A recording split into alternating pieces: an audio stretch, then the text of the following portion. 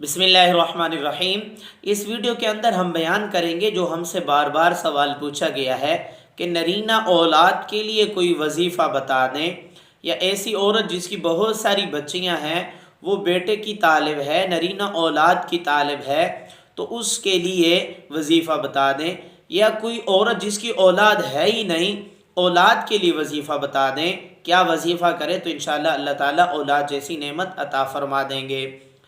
तो याद रखिएगा, हम 2 या 3 वज़ाइफ बयान करेंगे, चाहे नरीना औलाद के लिए हो, चाहे जिसकी औलाद ना हो, वो दोनों औरतें या मर्द इस वजीफ़े को पढ़ सकते हैं।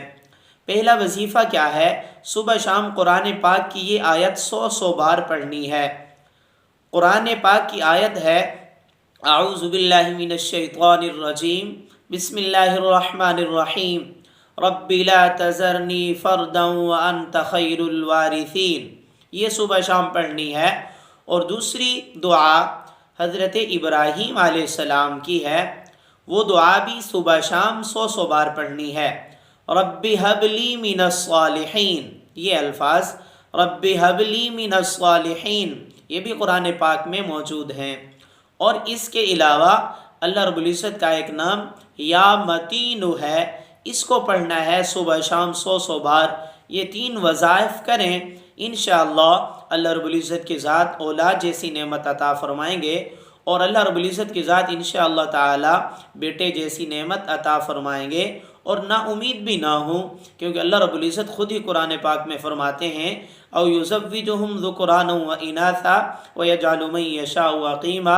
अल्लाह ही जिसको चाहते हैं बेटे दे देते हैं, जिसको चाहते हैं बेटियां दे देते हैं, और जिसको चाहते हैं बांझ बना देते हैं।